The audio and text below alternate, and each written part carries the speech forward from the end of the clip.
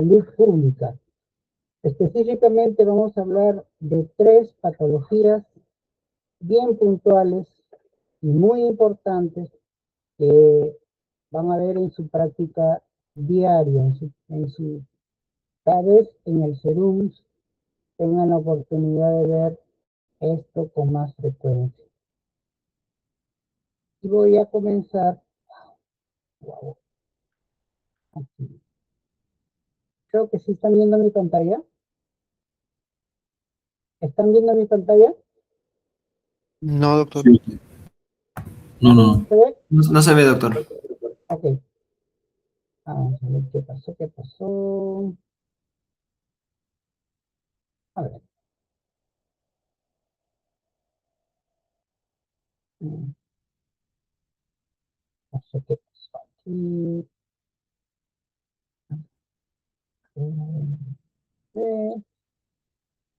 Ahí dice que no puedo compartir.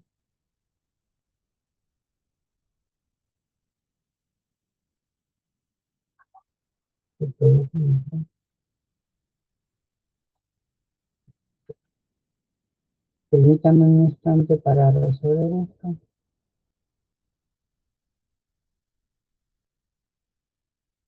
Wow. Voy a tener que reiniciar. Vamos a suspender un instante. No se muevan porque voy a reiniciar el equipo para poder seguir. Un instante, por favor. No hay problema, doctor. Ya, gracias.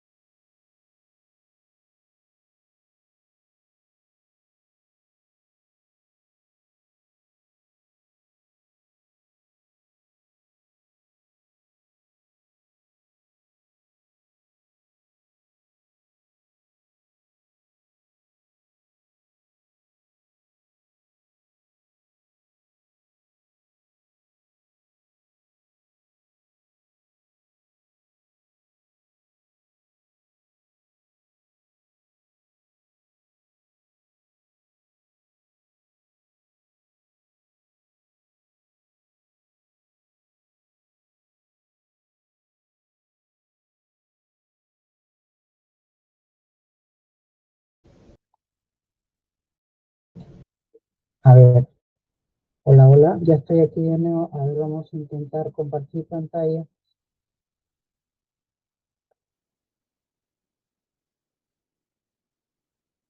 A ver qué pasó.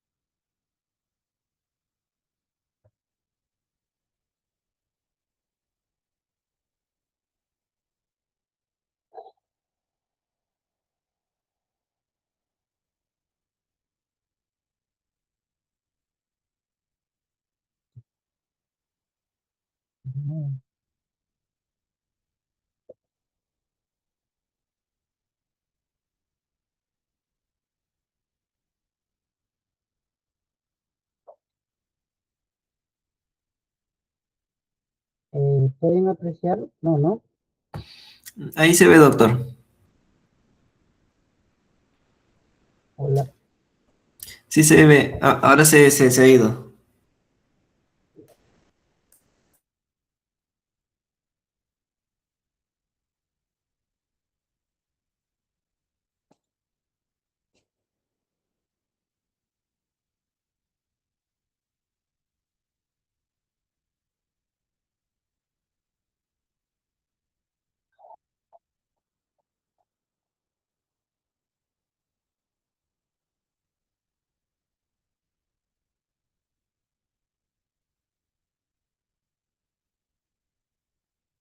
Ahora, hola.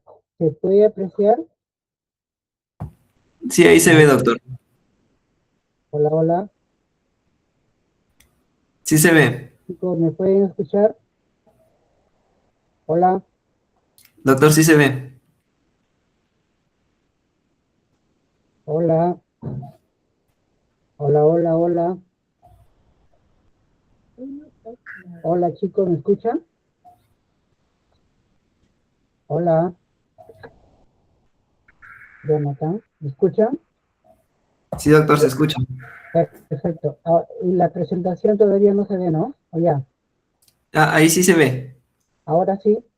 Sí, sí se ve, doctor. Ok. Bien, tenemos hoy día programado una clase que considero a juicio como infectólogo muy, muy importante, porque vamos a hablar de una enfermedad que lamentablemente, insisto, lamentablemente todavía se ve. Se reportan casos esporádicos de rubeola. Es una patología que ya debería estar erradicada. Como dato, en el 2004, apunten, Estados Unidos lo declaró una enfermedad erradicada, pero cada cierto tiempo aparecen casos. La rubiola es una enfermedad febril exantemática asociada a linfadenopatías. Es la triada clásica de la rubiola: fiebre, linfadenopatías, en especial retroauriculares, más un exantema clásicamente maculopapular, pero que puede cambiar en su morfología, pero que clásicamente arranca en cara y cuello y se va hacia extremidades y tronco. Por ejemplo, aquí estamos viendo a una lactante de 10 meses, sacamos que es mujercita por los aretitos, una niña que tiene la clásica presentación donde destaca fiebre y exantema maculopapular. Recuerden que los exantemas pueden ser maculares, igual a mancha.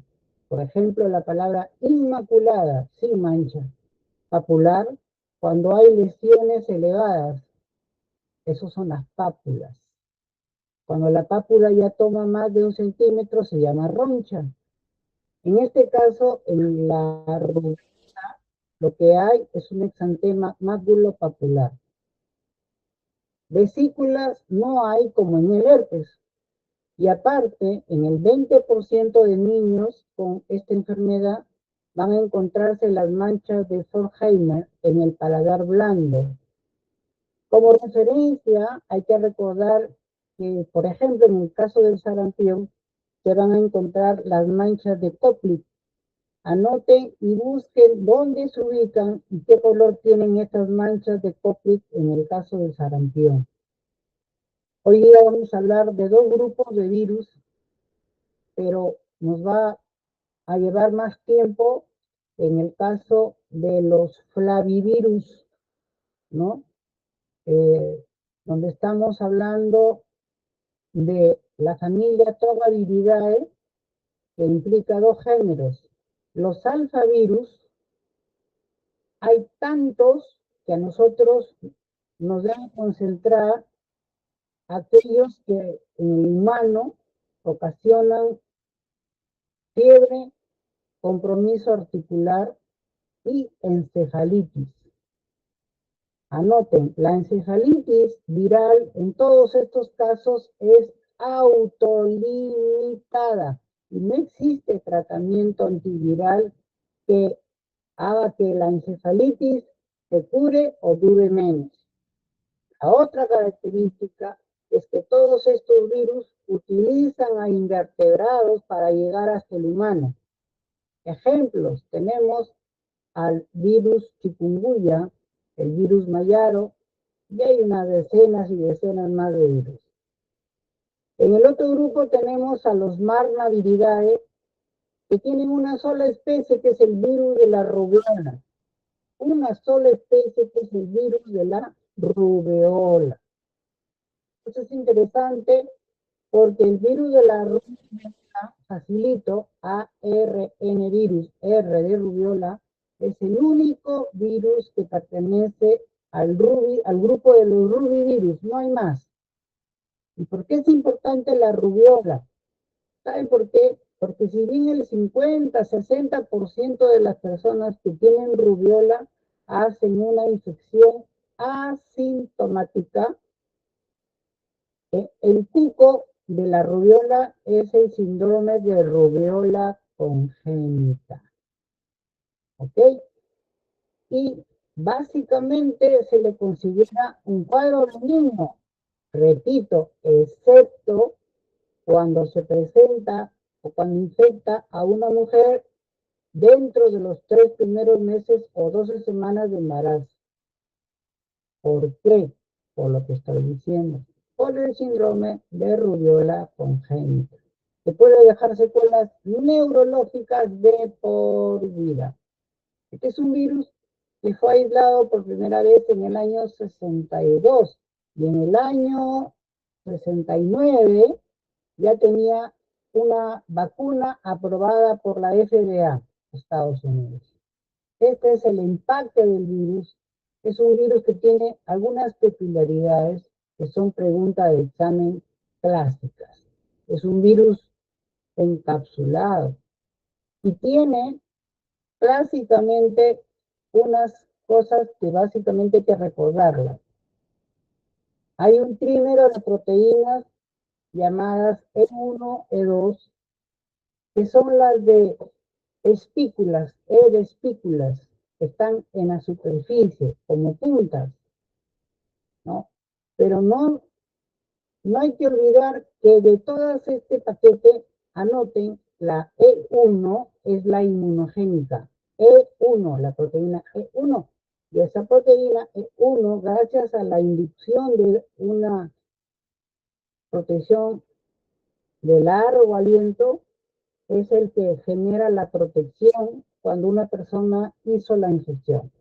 Es un virus envuelto, ya, o encapsulado, un virus simple, en sentido positivo, pequeñito, 10 a 12 kilobases, tan chiquito que más es pura pura panca, digamos así. El centro del virus solamente constituye menos del 10%. Sin embargo, este virus codifica en su genoma 4 proteínas no estructurales. Pero, ¿por qué son importantes si no son inmunogénicas? Porque sirven para la replicación del virus, para que sus viriones sean cada vez más potentes.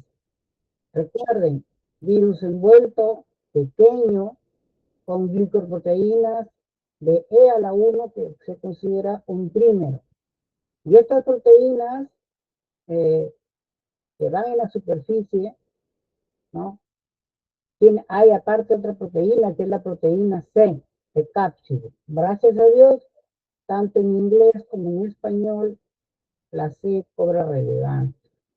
Entonces, es un virus envuelto. En la superficie siempre vamos a ver glicoproteínas o la E1 y E2, que son como puntas y que ayudan a identificar al tipo de virus. Aparte, como son glicoproteínas y también hay lípidos, ¿no? En los virus, los lípidos de la membrana celular ayudan a que el hospedador reciba, digamos así, sean como los que hacen clic con el virus de la rubiola. Inmunogénico E1. Cuando quieres medir, cuando quieres saber cuántos infectados hay en un grupo de gente, hay que ir a buscar a la proteína E1.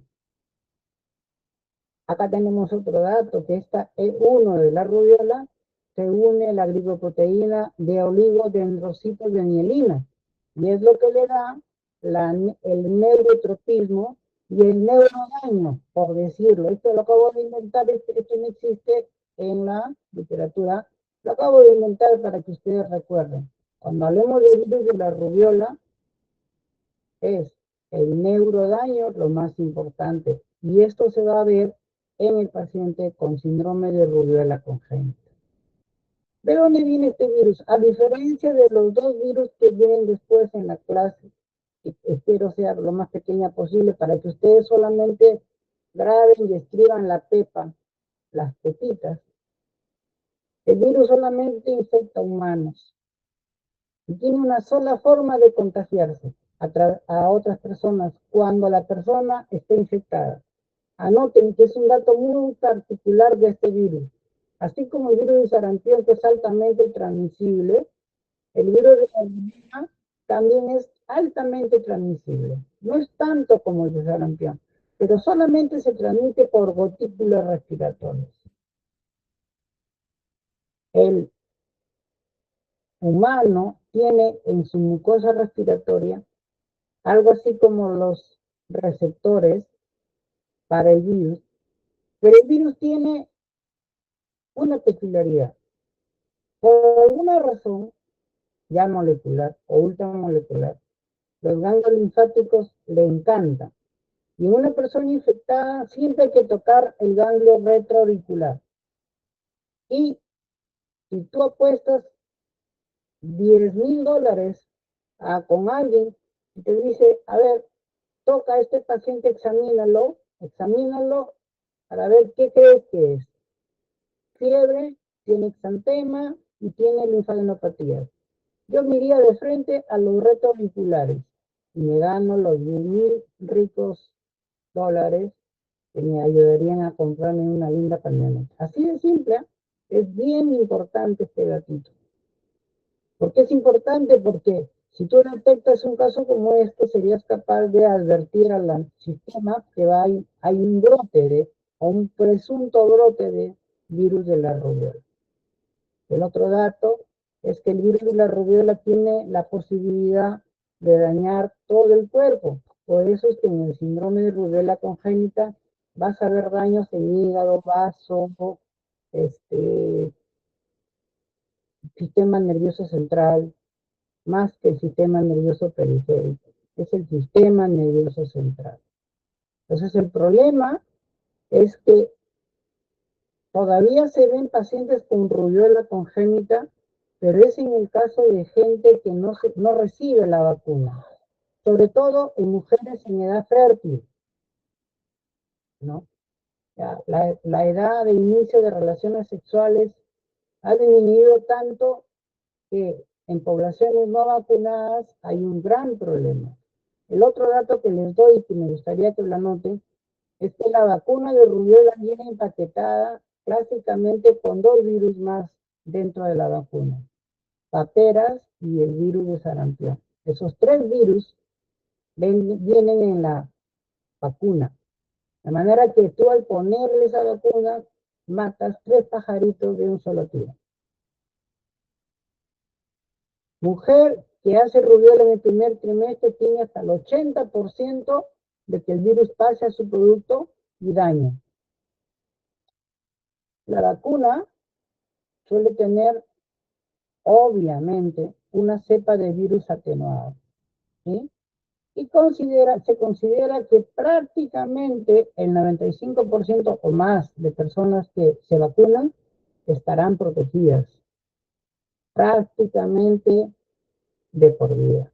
O sea, el que hace la enfermedad, como pasa en otras infecciones, o que el que recibe la vacuna tiene una garantía, recibe un certificado, ¿no? Un certificado por la FDA, estoy esperando, donde dice usted acaba de ser inmune contra la rubiola. Entonces, el periodo de incubación suele ser entre 2 a 3 semanas. Ya dije que la mayoría son asintomáticos. Ya dije que, así como en el virus de la varicela, es un grupo de infantes el más afectado, el grupo más afectado. Los pródromos, o sea, las señales antes de la infección, que están dentro del periodo de incubación, antes de que brote el exantema. Va a ser malestar general, pérdida de apetito, el niño va a estar irritable, ¿no? Y luego aparece el exantema, con esas linfadenopatías bien interesantes. El exantema tiene desaparición, eh, eh, desborde, distribución céfalo-caudal. El exantema clásico, ahí se ven predomina manchitas, pero si tú pasas tu mano, no te contagias, porque en realidad la transmisión es por gotitas respiratorias. A no ser que no te pongas mascarilla y el niño tosa o estornude en tu cara y tú no tengas la vacuna. Ahí se ven más las ronchitas. Ahí sí se ve que las lesiones son elevadas. Pero no ves vesículas, como en el caso de las infecciones por herpes. En cambio, en un lactante que no está vacunado, vas a ver manchitas, linfadenopatías, y puede ser que aquí les invito a revisar diagnóstico diferencial de fiebre más exantema de causa viral en niños. Ejemplo, rubiola, sarampión, los coxsackie-virus que agarran el síndrome de piel mano-boca, ¿no? Ahí ven una manito afectada. Entonces, donde debemos concentrar toda nuestra atención es en inducir la vacunación de toda la población. No hay forma. Si no, vamos a seguir viendo pacientes con síndrome de rubiola congénita. A diferencia de las promociones anteriores, yo he notado algunas cosas más. Así que cambien la versión. Esta es la versión de este año, 2026-1, para este ciclo, además de otras cositas que hemos agregado.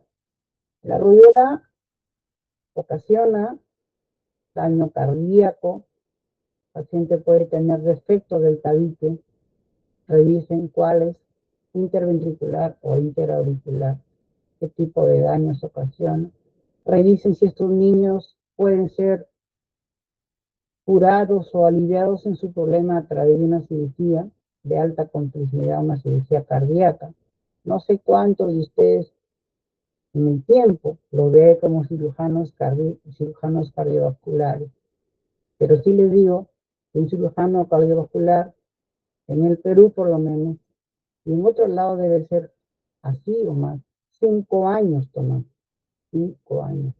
En cambio, una residencia en medicina interna son 3. ¿Sí? A no ser que vayas a Cayetano, donde para hacer una subespecialidad, por ejemplo, cardio demora 4. Todas las cardio, neurología, infecto, toma 4 años. 2 de medicina interna y 2 de la especialidad probablemente.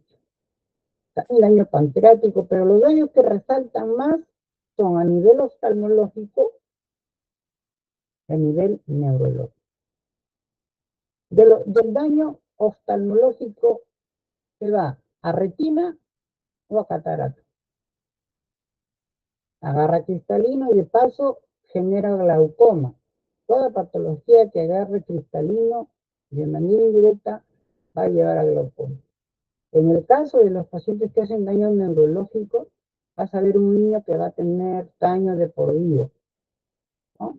Niños que van a ser con difícil incorporación a una educación básica, regular, normal, digamos. Pero seguramente si alguno de ustedes tiene papá profesor o a un familiar profesor, le van a decir que la educación inclusiva permite que esos niños vayan a la escuela junto con los demás. Es para que vean que el derecho ha cambiado en el tiempo, ¿no? Antes estos niños iban a colegios especiales, ahora no. El derecho ha cambiado y todos estos niños van. El otro daño es la sordera neurosensorial. Anoten que es lo que más llama la atención en el paciente con rubiola congénita. Y anoten que para detectar si el niño tiene sordera neurosensorial, tiene que ser sometido, yo lo anotaría porque es pregunta fija de examen, a una prueba que se llama potenciales evocados auditivos. Potenciales evocados auditivos. ¿Por qué? Porque también hay potenciales evocados visuales. Entonces, en el niño que se sospecha rubiola congénita, se hacen esos 2 potenciales evocados. Una prueba que se hace ahora ya es digital y permite detectar en qué grado hay sordera. Es un niño que por más que le pongas audífonos, pues va a tener pocas probabilidades de, digamos, de alguna manera recibir el impulso. Ahora, en el examen físico, esto es una diapositiva nueva, el virus de rubiola, como es un virus que agarra todos los sistemas, tejidos, va a coger pulmón, y el daño clásico ahí es a nivel de intersticio. También va a coger hueso. Otro patógeno que agarra huesos es el treponema pálido, como seguramente saben.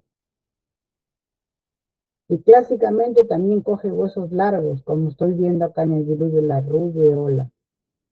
Solo que en el virus de la rubiola los daños de huesos aparecen en el niño cuando nace. En cambio, en la sífilis, los daños se van viendo en el tiempo, años, 2 años, recién aparecen el clásico hueso en sable, las tibias en sable, tibia en sable, clásico daño de la sífilis congénita. Aquí estoy haciendo una especie de analogía. Yo trato en lo posible de compartir con ustedes lo poquito que sé. Ojalá supiera más para darles más conocimiento y más estímulo. Acá también hay otro daño que es esplenomegalia, que seguramente recuerdan cuando yo les puse el acrónimo TOR. Ustedes por ende también conocen ese acrónimo donde hay TO de toxoplasma, la R de rubiola, la C de citomegalovirus y la R ay, que estoy hablando, TORCH, la H de herpesvirus. Entonces, ¿por qué se ponen en un solo acrónimo? Porque los de esos patógenos causan daños similares. Entonces, se conocen como síndrome de TORCH, cuando todavía no se sabe por cuál de los que ya mencioné está ocasionado. Hay otros daños por el virus de la rubiola, ya con nueva, por si acaso, donde hay algunos cambios a nivel hematológico. Entonces, es interesante porque, por ejemplo, hay una eritropoiesis de eritro. A nivel de, normalmente vemos una hematopoiesis. En el caso de la rubiola congénita se genera o se induce una eritropoiesis. Las lesiones clásicas de la rubiola congénita, vas a ver una cabecita chiquita, una microcefalia, un espacio interocular, hipertelorismo, me parece que se llama así, y córnea opacificada. Vas a ver un niño prácticamente ciego y sordo. Es un niño que va a tener mucha dificultad.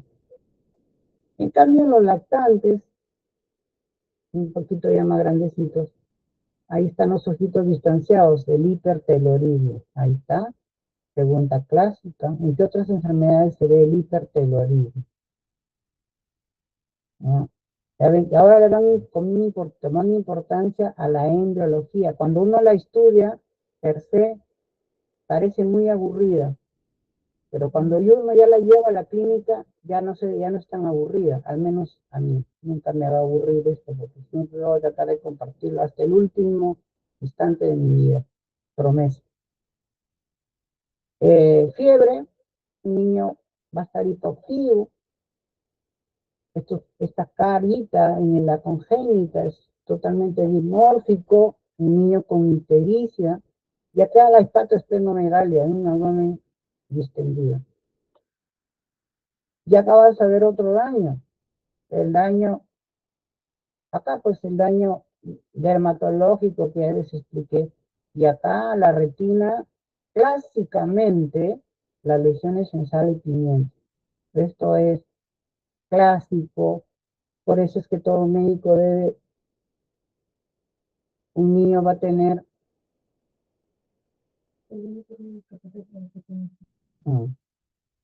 otra de las cosas que se ven es ese pacientito con la cara como si le hubieran abofeteado, como si hubiera metido una cachetadita, ¿no?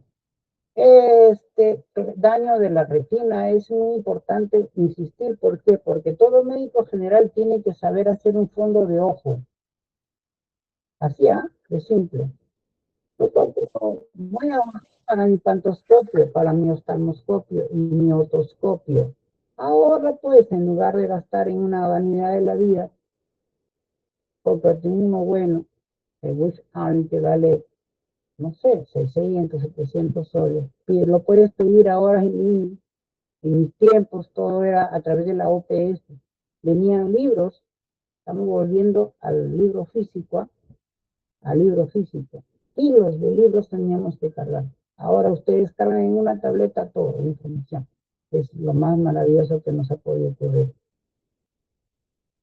Los virus pueden cultivarse en células renales del mono verde africano. Este es ya alto nivel de laboratorio. El otro daño, el otro diagnóstico más rápido es con la IgM. Ahora, cuando tú no tienes esa posibilidad, puedes llegar al buscar cómo crece la IgM en 2 o 3 semanas. Es decir, haces una IgM acá, 3 semanas, otra IgG, en las dos mides de la IgG, en los 2 puntos, aquí, punto 0, y a las 3 semanas. Si el nivel de IgG aumenta 4 veces o más, ni hablar, está el diagnóstico. Esa técnica de sueros pareados sirve para todas las patologías infecciosas en las que se puede medir, y prácticamente en todas, ¿no? Esta es una estrategia de diagnóstico que guárdenla para su vida. ¿Sí? Siempre, en toda mujer que está gestando, siempre le rastreamos toxoplasmosis, rubiola, ¿sí? Citomegalovirus y la serología para herpes, porque no sabemos si esta mujer no tiene protección y por lo tanto cuando llegue el momento de que su bebé nazca o ya en la ecografía de control vas a ver a un niño con calcificaciones periventriculares. Anoten, calcificaciones alrededor de los ventrículos cerebrales.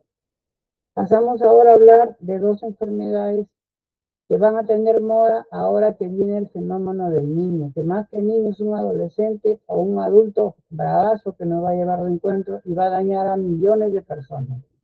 En ese escenario, con mucho calor y lluvia, viene el virus del dengue. Con todo, más que la fiebre amarilla, más. Y a diferencia de la fiebre amarilla, donde ya hay una vacuna aceptada por la FDA, en el caso del dengue, todavía no hay una vacuna 100% segura y efectiva, eficaz. Este es un aviso que el Ministerio de Salud, y podría ser en cualquier parte del mundo que hable español, estos cacharros donde guardamos agua, donde se conserva agua de lluvia, ahí el virus puede reproducirse porque hay una razón para ello. La mamá zancuda, ¿ya? La mamá aérica, la mamita aérica, necesita el agua para poder completar el ciclo y necesita sangre para poder hacer eso.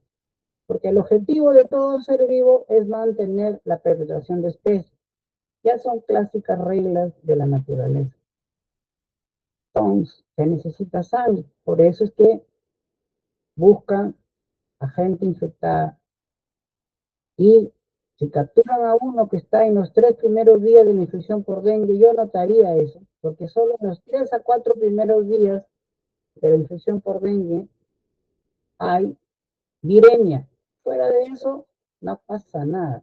Por eso es que yo no tengo explicación para mi concepto, por qué mantienen con mosquitero a un paciente con dengue y lo tienen 20 días en mosquitero.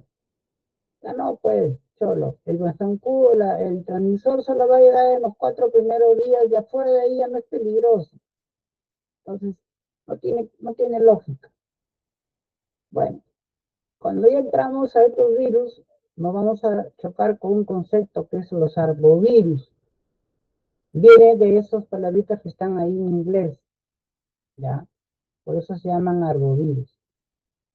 Y para que saquen su cuenta nada más de 150 arbovirus causan enfermedad en humanos. Solo que los más rankeados, los más famosos son tanto el virus del dengue como el virus de fiebre amarilla. Pero hay otros virus que producen el síndrome de fiebre hemorrágica. Y acá está el virus del dengue, el virus de fiebre amarilla, fiebre del Nino, Mayaro de Puche y otros. ¿Ok? Entonces, lo común que tienen, fiebre hemorrágica. Muerte, 80% de letalidad cuando llegue a esa fase. Ya no hay forma. No hay ningún antiviral. No hay UCI que pueda soportar el tratamiento de un paciente en ese estado. ¿Ya? Hay un concepto que ustedes deben saber. En el paciente que ya tiene el virus, porque así fue, así se lo transmitieron, el virus llega, ¿no? Porque la mamá toma sangre y deja el virus, ¿no? De tanta sangre se llena y deja el virus. Ahí entra el virus ahí y hace un periodo de incubación extrínseco. Sí, el periodo de incubación extrínseco malogra todo, ¿sí? Malogra todo. ¿Por qué? Porque ese periodo de incubación extrínseco se da en el mosquito, en la hembra del mosquito, no se da en el ser humano. Un concepto que ustedes lo van a ver cuando llegue a ser es el control vectorial. O sea, primero hay que saber que la proporción de casos infectadas por Aedes, de ahí nace el índice Aedes, la proporción de casos que tienen positivo para Aedes, pero por la morfología pura no lo vamos a poder saber. Ya. Es una enzootia. La enzootia significa la circulación de un patógeno dentro de los animales puros, nada más, dentro en circulación animal. Por ejemplo, enzootias en el caso de la peste, enzootias en el caso del virus de fiebre amarilla, enzootia en el caso del dengue. Pero cuando la enzootia permite que el virus salga al humano, eso ya no se llama enzootia porque ya saltó del animal donde circulaba de manera natural al humano, y a eso le llamamos epizootia. Entonces, el cuco son o es el caso de las epizootias. Esta diapo que no estaba en las versiones anteriores, donde hay una fotito. Los autores son, esta es una foto tomada de PubMed, ¿no? Donde ustedes van a ver ahí, les dejo para que revisen, ¿no? Arbovirus, pero también van a encontrar un parásito, caso de malaria. Eso lo vamos a ver en la tercera unidad. Todo lo demás son etiologías virales. O sea, a eso le llamamos enfermedades metaxénicas, porque para que se infecte otro humano hace falta la ayuda letal de un artrópodo, ¿no? Tanto fiebre amarilla como dengue comparten la epidemiología muy similar, solo que en el caso de la fiebre amarilla, por lo menos es lo que se sabe, empezó en primates, sigue en primates, por lo tanto hay en zootias ahí. En el caso del dengue, también, pero lo más importante es en humanos, ¿no? Y en el caso del Perú, yo no vendría miles, millones pueden haber casos de tanto de dengue como fiebre amarilla. Ustedes me preguntan la prevalencia de cuál más alta, es el dengue, naturalmente. Pero caminan tanto fiebre amarilla, dengue, malaria y bartonelosis. Yo lo notaría. Repito, fiebre amarilla, dengue, malaria y bartonelosis, todas son transmitidas por artrópodos. Entonces, y esos comparten escenarios igualitos. O sea, si tú vas a Loreto, antes se creía que bartonelosis solo era en la región de la sierra. Falso. Se comprobó después que el vector se había acomodado se había puesto ropita de selvático y bailaba, ya se ha muerto mi abuelo, ay, ay, ay, en el caso de malaria, en el caso de bartonelosis, en el caso de fiebre amarilla y en el caso de dengue. Todos bailan, ya se ha muerto mi abuelo, ay, ay, ay, por eso selva. De la selva su parasitosis, de la selva su virosis. Entonces, el Perú, parece que el Perú ha sido más que bendecido, creo yo, al revés, con estos patógenos. Se han acomodado. El Perú es bueno.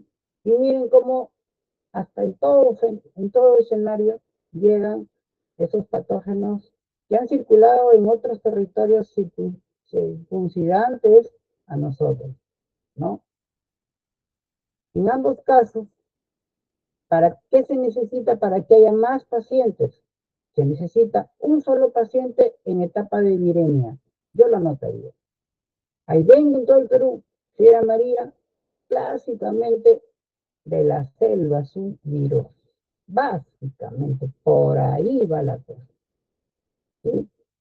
Y ambas, cuando llegan a la etapa de sangrado, ambas llevan a la muerte en el 80% para arriba. No hay forma de poder recuperar a un paciente. Fiebre amarilla, de la selva virosis, Brain. Escucha, la gente que va al Brain dice, quiero hacer mi serunza en el Brain. Porque me han dicho que en lugar de ganar 7.000, voy a ganar 12.500 soles mensuales. ¿Quién no quiere ganar 12.500 soles mensuales si en el internado ganas 900? Mira la diferencia abismal. El problema está en que la gente, si no se inmuniza para fiebre amarilla, podría morir. Esos 12.500 no le van a servir de nada. ¿Por qué? Hay que vacunarse para fiebre amarilla 10 días antes, por lo menos antes de salir a zonas endémicas. Pregunta de examen para fiebre amarilla. Entonces, de nada sirve. Acá están algunos virus que ocasionan que pueden llevar a fiebres hemorrágicas, pero que tienen algo en común, que son transmitidas por vectores artrópodos. Concepto común para dengue y para fiebre amarilla, flavivirus. Pero para fiebre amarilla hay un concepto que sigue vigente, la fiebre amarilla urbana y la fiebre amarilla selvática. En el Perú solo tenemos la fiebre amarilla de circulación selvática, hasta ahora. Y esperemos que esto no se desate. A pesar que la historia de la infectología y medicina en el mundo le ha dado poca importancia a este señor Carlos Finlay. Resulta que Carlos Finlay es el verdadero descubridor de cuál era la etiología de la fiebre amarilla. ¿Quién transmite? No la etiología, perdón, sino el transmisor. Y él observó que mosquitos llamados Aedes aegypti eran los responsables de la transmisión. Pero no se olviden que tanto para fiebre amarilla y dengue, el virus no solamente se transmite por Aedes. No, realmente puede pasar cualquier cosa. Hay un detalle con fiebre amarilla, tanto en América Latina como en África subsahariana tienen el mismo asunto en común, puro calor, lluvia. O sea, al virus le encanta el calor, le encanta la humedad, necesita el agua, pues clásico, como ya les expliqué. En la fiebre amarilla participan primates no humanos. ¿Okay? En cambio, en el ciclo urbano, básicamente ya no hay primates, hay Aedes aegypti y solo humanos transmitiendo el virus de fiebre amarilla.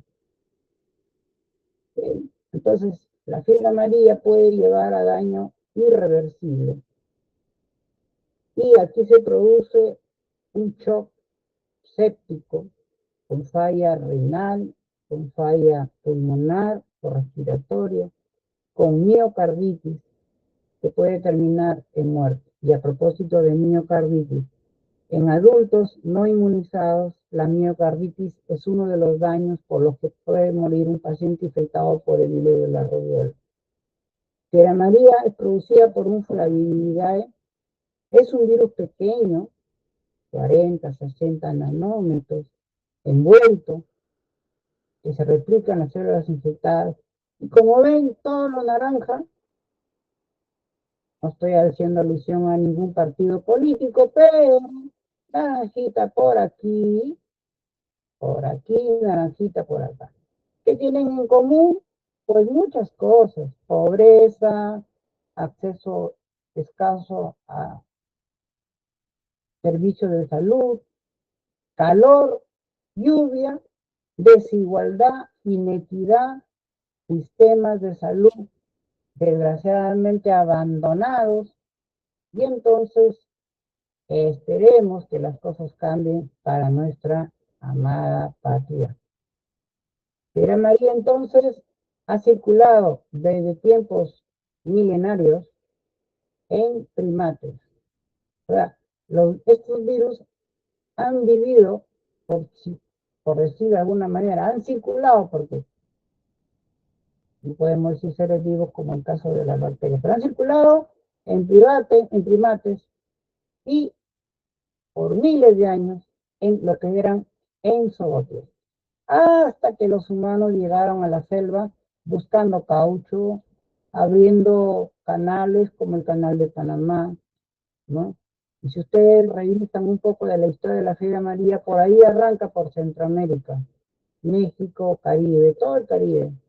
Y cuando hicieron el canal de Panamá, cuando lo construyeron, mucha gente murió por fiebre amarilla. En aquellos tiempos no se sabía quién lo producía. Los norteamericanos estaban desesperados por saber cómo controlar este problema. Y Cuba dio un ejemplo de lujo, porque ahí se pudo controlar la transmisión, ¿no? Porque ya se sabía cuál era el transmisor. Solo que la historia mezquinamente ha dejado a un costado a Carlos Finlay y ha puesto a Walter Rieder como el descubridor, pero no es así. Naca Lapirinaca, fue un cubano. En América del Sur tenemos todos esos países afectados por la fiebre amarilla. Entonces, en el Perú solamente hay fiebre amarilla de circulación selvática. Recuerden que la fiebre amarilla, el virus de fiebre amarilla, se puede transmitir por Aedes y otros géneros de mosquitos. Hay magobus, abates, ¿no? Una serie de especies de Aedes, cantidad. Por fuera parecen igual, y son igualitos, son Aedes, pues, su morfología, pero ya cuando los analizas en detalle, nada que ver. Entonces, en la fiebre amarilla selvática, acuerden que son primates los que transmiten. La fiebre amarilla es una patología en la cual vas a ver que después de 9 a 12 días de periodo de incubación extrínseco en la tripa del mosquito, va a pasar, recién se va a capacitar, o sea, el virus ni bien entra a la mosquita, a la hembra de los mosquitos, no es que ya tienen el virus y lo pueden transmitir, no, los capacitan durante este tiempo. Eso se llama periodo de incubación extrínseco, porque está fuera de nosotros como humanos. Entonces, el virus solo se transmite por estos virus, por estos artrópodos. El ciclo es agua, por eso es que calor más lluvia, bacán. Ya se han muerto mi abuelo, no se olviden de la fiebre amarilla. Cuando vayan a la selva, vacúnense por lo menos un mes antes. Todos deberíamos tener, porque nos sale por ahí una vacuna contra fiebre amarilla, porque nos pueden salir un cursito, una capacitación. En el Brasil mandan a la selva porque ahí están los mejores institutos en la zona rural para aprender patología tropical. ¿Okay? Agua, altitud, calor, ¿no? Entonces, este virus se disemina por vía linfática, igual que el virus de la rubiola, por decirlo de alguna manera, y se va a ir a todos los órganos, ¿no? Y de ahí se produce la viremia, que va a todos los tejidos. Y hay que ser honestos, en el caso de fiebre amarilla, puede haber pacientes con cuadros oligosintomáticos. Es más de la mitad de los pacientes que se infectan con el virus de fiebre amarilla van a tener infecciones que no dan síntomas ni signos. Pero en el caso del paciente que decía la clínica, va a empezar con malestar general como prodromo, debilidad, pero luego se instala fiebre muy fuerte, muy desequilibrante, con dolor muscular, dolor articular. Y hay un detalle que llama la atención. Normalmente en la fiebre hay taquicardia, pero en la fiebre o fiebre amarilla, y también pasa esto en la fiebre tifoidea, comparten este signo de Fayet positivo, es decir, no se eleva la frecuencia cardíaca en proporción a la temperatura. Los pacientes hacen básicamente falla hepática, que es el órgano preferido por la fiebre amarilla. Pero al fallar el hígado fallan todos los demás. Y al fallar el hígado falla los tiempos de sangría, tiempo de protrombina, y entonces el paciente va a llevar a sangrados. Eso termina en falla hepática, falla respiratoria, y más del 80% de pacientes, me quedo corto con 50% de mortalidad. 80% de mortalidad en pacientes que llegan a insuficiencia de órganos y sangrado. Sangrado puede ser el sangrado clásico digestivo alto con vómito de color negro, y a eso le llamamos la hematemesis. Hematos, sangre, emesis, vómito, antiemético, una pastilla, un medicamento que reduce o bloquea el reflejo del vómito. Entonces, no vas a encontrar un cuadro clínico típico de fiebre amarilla, pero si el paciente viene de una zona endémica de fiebre amarilla y no tiene historia de haberse vacunado, porque es un es una persona que no ha sido educada en salud. Entonces hay que pensar en fiebre amarilla cuando hay este cuadro de síndrome ictérico febril con afectación sistémica. Y ahí vienen los diagnósticos de bartonelosis, malaria, dengue, fiebre amarilla, salmonelosis, como el diagnóstico diferencial. El periodo de incubación es chiquito, de 3 a 6 días. Luego arrancan otros síntomas, donde no hay, también entra leptospirosis en el caso del diagnóstico diferencial de fiebre amarilla. Acuérdense que la leptospirosis también es con fiebre, inicio súbito, malestar general, mialgias, típicamente en las pantorrillas, pero eso no quiere decir que si un cuadro de fiebre amarilla sea confundido con una leptospirosis o una salmonelosis.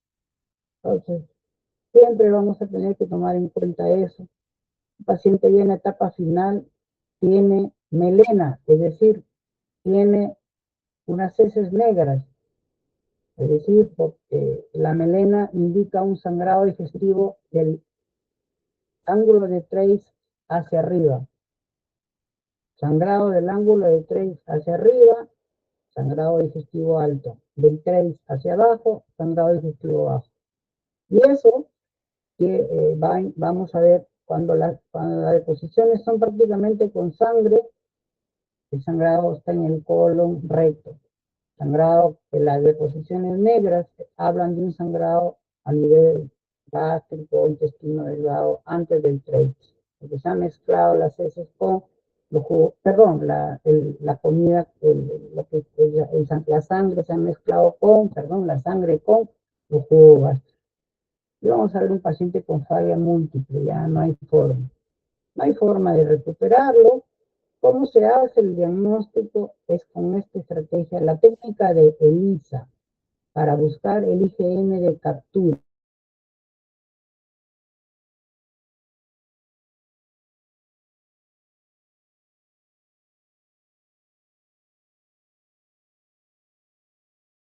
Antes del quinto día de enfermedad va a ser imposible poder detectar la enfermedad, ¿sí? Detectar la enfermedad. ¿Sí? Entonces, aquí hay un detalle que es importante. Si tú buscas este IgM, o pides la prueba antes del quinto día de enfermedad, va a ser negativo, aun cuando el paciente tenga fiebre amarilla. Lo mismo juega la misma técnica de sueros pareados, en dengue, en fiebre amarilla. Esta cepa usada, que ha sido perpetuada en el tiempo, la cepa 17D de fiebre amarilla, produce una inmunidad a partir del 10º día de su aplicación y dura para toda la vida. Se puede aplicar desde los 6 meses de edad, de manera que un lactante, un niño de 1 año de edad, puedes llevarlo a zona endémica de fiebre amarilla siempre y cuando lo hayas inmunizado. En grandes poblaciones hay que usar la vacuna. Se puede usar para la prevención mosquiteros, ¿no? Se pueden usar repelentes, sí, igual que en el caso del dengue, pero nada te salva. La estrategia fundamental para evitar la fiebre amarilla y morir por esta enfermedad es vacunarse. Y vacunar. Y hacer la inhalación, sí. A donde tú vas a ir es un sitio con circulación del virus del dengue, perdón, de la fiebre amarilla. A diferencia, en el caso del dengue, a pesar que es el mismo género, o sea, mi virus, ¿no? Este tiene 4 serotipos, pero a partir de 2007 ya se cuenta un quinto serotipo. O sea, ahora hay 5 serotipos del virus del dengue. Este quinto serotipo fue reportado en Malasia. El vector, en el caso de dengue, es el Aedes aegypti, ¿ya? Aedes aegypti. Y la ubicación es en el trópico, calor y lluvia, calor y lluvia. Es lo que necesita este virus para poder seguirse transmitiendo. Y el síndrome de fiebres hemorrágicas son las más letales. En el caso del África, ya está tan, el dengue tan ubicado que hay zonas endémicas, ya, zonas endémicas, donde está circulando el virus siempre. Ok. En el caso de nosotros, en este lado del mundo, en el año de 1981, pese a que Cuba manejó la situación mejor que el resto de América, ¿no? Se dio el primer brote de dengue hemorrágico. Es decir, este dengue no era tan fregado, ¿ya? No era tan fregado, era un virus que no producía este dengue con hemorragias, ¿ya? Pero desde el año 81 ya nosotros, así como el ébola, que puede llevar a colapso o la hemorragia, en el caso de nosotros, ya tenemos síndromes, pacientes con compromiso hemorrágico. Lo más interesante es que toda esta zona de América del Sur está lleno de dengue, no nos escapamos, menos en América del Norte. Y si nos vemos más arriba, nos hace frío, el virus no aguanta el frío. No, por más chompitas que se ponga, no va a aguantar, va a quedar congelado ahí. En cambio, cuando más abajo hay, por eso que se llama zona tropical, por estar entre los dos trópicos, ¿no? Entonces, todo el Perú está como zona tropical. Ni hablar, no podemos decir, en el Perú solamente la selva es zona tropical. Y corremos en paralelo, ¿no? En el sudeste asiático. Este virus es un virus interesante, ¿no? De los cuales yo voy a destacar esta proteína NS1. Anótenla. Esta no estructural, 1, es la que se rastrea cuando se hace el diagnóstico. El antígeno NS1 se usa en este momento para rastrear, para saber si se trata de una infección por dengue. Y en este momento ya tenemos casos de dengue en Lambayeque, un virus envuelto con cápside, membrana. Es un virus recontrachorado, toda una estructura muy compleja, ¿no? Por eso pongo en amarillito de cigarita el NS1. Es un virus ARN de una sola cadena. Arranca desde tiempos inmemoriales. Los reportes hablan de que ya para el siglo XIX, a mediados, ya a inicios del siglo XIX, en las primeras 2, 3 décadas, habían casos de dengue. Y el nombre de dengue viene de la palabra africana jinga, que significa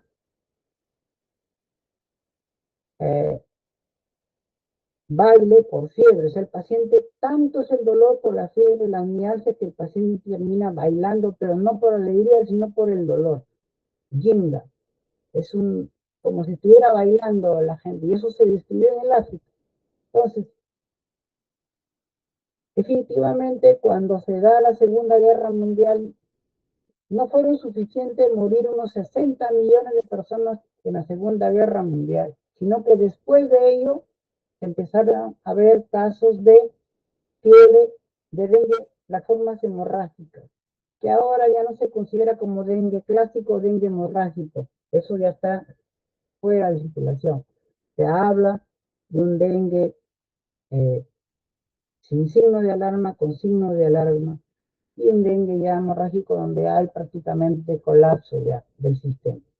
Entonces, la historia, nosotros, donde no podía faltar, ya se ha muerto mi abuelo, en el caso del dengue se cumple la regla, 1990.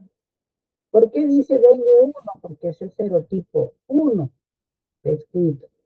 A partir de ahí, para el año 95, cuando yo me graduaba de la universidad, en Pucallpa y en Iquitos, se empieza a describir, ya los métodos moleculares habían crecido, habían desarrollado, y se estaba hablando de una cepa americana, pero ya del dengue 2, ¿sí? Es decir, serotipo 2.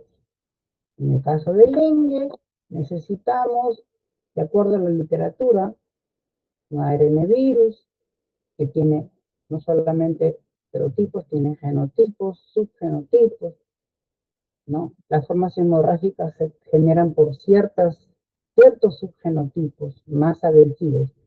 Anoten, dentro del dengue no todas las cepas son iguales, hay algunas que son muy virulentas o más virulentas que otras. Anótenlo. Entonces, se asume que así como en el caso de fiebre amarilla, el África nos ha regalado el virus del dengue. Igual que en el caso de fiebre amarilla, hay antropofilia, hay ubicación domiciliaria del vector. O sea, aquí hablamos del vector. El vector está alrededor de las casas, le gusta el calor de la gente, ¿no? Es un virus, vamos a decir, igual que el virus de fiebre amarilla, pero en el caso más del dengue, un virus muy político, le gusta baños de popularidad, ¿no? Sin embargo, no es un virus torpe, el vector, perdón, sino es un vector que le gusta el calor y le gusta el agua y no tolera altitudes muy marcadas. Tienen ahí este ciclo de Aedes que se da totalmente en agua, de manera que si nosotros, por ejemplo, y eso me gustaría que revisen, que hay agentes químicos herbicidas, larvicidas, ¿no? Para poder eliminar las fases de este mosquito. El mosquito, agua, necesidad de agua, una característica. Necesidad de sangre, segunda característica. Un virus vampiro, en el caso de fiebre amarilla, y otros arbovirus, son virus vampiros. Necesitan sangre, sangre, sangre. En el caso del dengue, clásicamente arranca en el mosquito, transmite al hombre, genera viremia, pasa a otro, que es la hembra. Y en el caso del dengue, las enzootias empezaron en Asia y en África. Ya, en Asia y en África. Toda la zona del Asia, claro, el sudeste asiático más que todo, y el África tienen las condiciones climáticas para aguantar a este vector. La viremia dura hasta 4 días máximo. El mosquito para infectarse necesita a personas virémicas, y se cubre al paciente en estos primeros 4 días. No habrá forma de transmitir a otras a través del mosquito. ¿Por qué? Porque se habrá acabado la fase virémica, que es el único momento en el cual el mosquito puede llevarse el virus de un humano. Pasan 12 días para la capacitación que necesitan estos virus para poder llevar a la muerte. Perdón, a la transmisión. Es decir, el periodo de incubación extrínseco. No se olviden de eso. Hay un periodo de incubación en el humano y para diferenciarlo, en el vector hay un periodo de incubación extrínseco. Un detalle que pasa en dengue es que como hay 5 serotipos, los anticuerpos de un serotipo pueden proteger hasta 9 meses de la infección por otro serotipo. Por ejemplo, una paciente que haya ido a un sitio endémico y se haya infectado del virus del dengue por el dengue 2. Vuelve a ingresar después de 6 meses a la zona endémica y esta vez se infecta por el virus del dengue 1. Pregunta, ¿colapsará? La respuesta es no, porque estará protegido por esos anticuerpos heterólogos, ¿sí? Entonces, es muy importante. En un paciente tú puedes encontrar, en gente que ha entrado y salido a zonas endémicas donde circulan los 4 serotipos, le vas a encontrar respuesta inmune para los 4 serotipos probablemente. Pero hay un problema del dengue, porque el dengue lleva a shock, lleva a sangrado. Son dos cosas bastante características del virus. Hace salir el líquido intravascular y lo saca al intersticial. Por eso vas a ver serositis, afectación de las pleuras, afectación de el pericardio, ascitis, entonces edema, anasarca en el paciente con dengue en la fase final.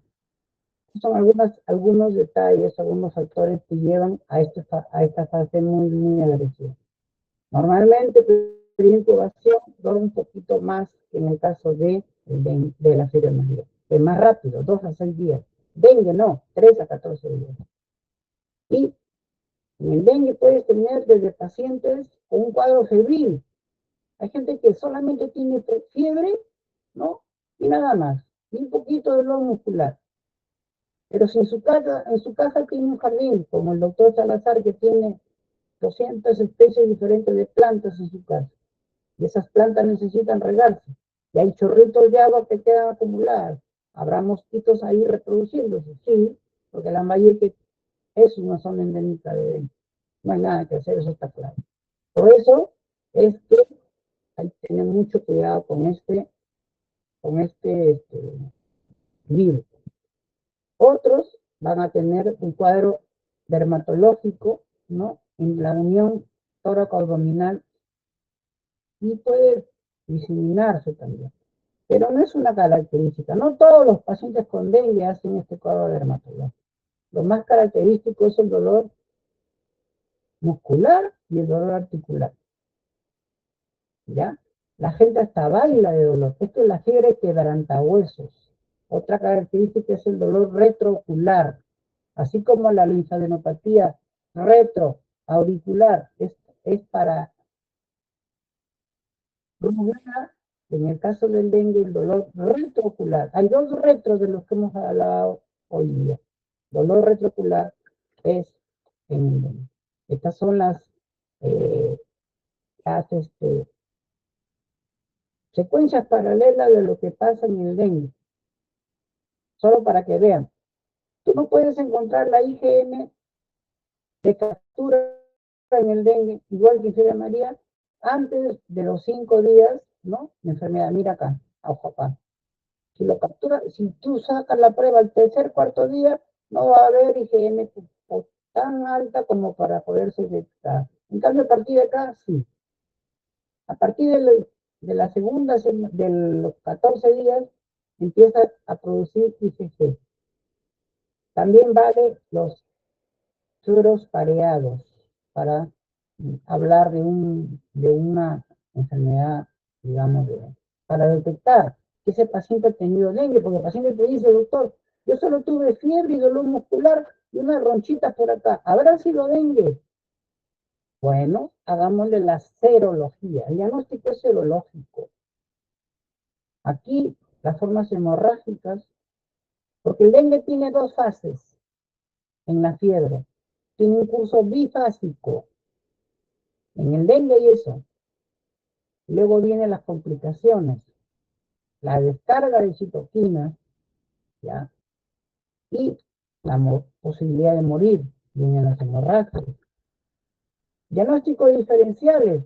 Ya te dije, 4 enfermedades que son igualitas. Dengue. O sea, otras enfermedades iguales al dengue, con clínica igualitas. Hepatitis viral, malaria, bartonelosis, fiebre amarilla. El problema es que esas 4 más el dengue, más estas que vienen, están en zonas con agua y calor. No hay forma. No hay forma. Todas utilizan a un artrópodo, ¿no? El dengue, la clasificación actual, el dengue, ¿no? Hablamos de un dengue un dengue sin signo de alarma, un dengue con signo de alarma, ¿ya? Si un paciente te dice que está vomitando demasiado, ya no hay fiebre, pero hay vómitos, hay tendencia a dormirse. Si se trata de una persona joven, irritabilidad, hay un hígado grande, una hepatomegalia, eso ya son signos de alarma. Y no seas tontito de mandarlo a su casa con Bravol para que no vomite. No, a ese paciente hay que observarlo. Dios quiera que no pase a esta fase, donde el paciente ya va a llevar shock, sangrado, hepatopatía, falla hepática fulminante, como en una hepatitis viral. ¿Cómo sabemos que un paciente está en shock? El paciente no orina, el paciente tiene un pulso débil, apenitas, taquicárdico, pero débil su pulso, débil el pulso. Está hipotenso, oligúrico o anúrico, su piel está fría. Señores, no se les vaya a ocurrir mandarlo a casa a un paciente con shock. Se les va a morir y luego van a meterse en un problema legal. Piel fría, pulso rápido, no hace la pichi, está orinando poquito. Ese paciente está en shock.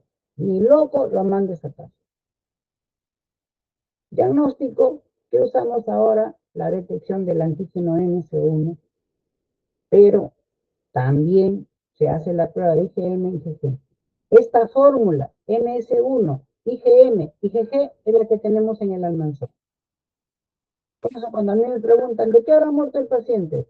Porque el NS1 está negativo, la IgM está negativo, solo la IgG está positiva. Mi respuesta es, habrá muerto de cualquier cosa, pero por dengue no ha sido. ¿Ok? Clarísimo. La otra forma es usar la estrategia de sueros pareados. Acuérdense de 4 veces. Agua, sacar todo el agua para que no se reproduzca. Medir siempre el índice aérico.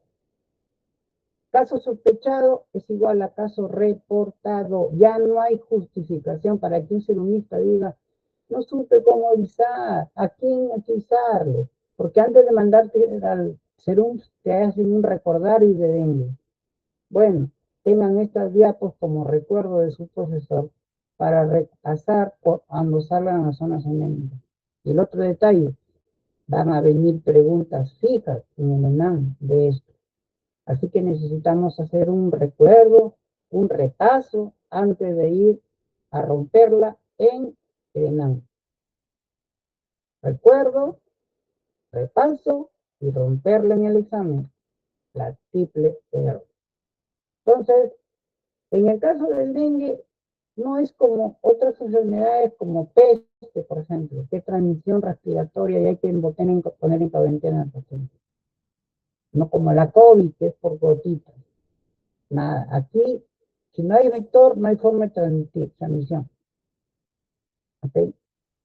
Si viene el paciente de una zona donde, aparte del dengue, hay casos de fiebre amarilla, hay que inmunizar a todos sus contactos. Prevención, le dejo estas diapos, ¿ya? Esta diapo le dejo de oro, nueva, hablando de la molécula. Averigüen qué productos comerciales que podemos encontrar en la malla que tienen este producto. ¿Por qué? Porque dependiendo de la concentración va a durar más tiempo. Si dura 2 a 3 horas, habrá que aplicar cada 3 horas el repelente, sobre todo a los niños y gente susceptible. Hay gente que nunca entraba a zona endémica de dengue. Y con eso he terminado. No sé si ha estado claro, no sé si hay alguna pregunta. Jonathan, ¿está claro? ¿Quedó claro?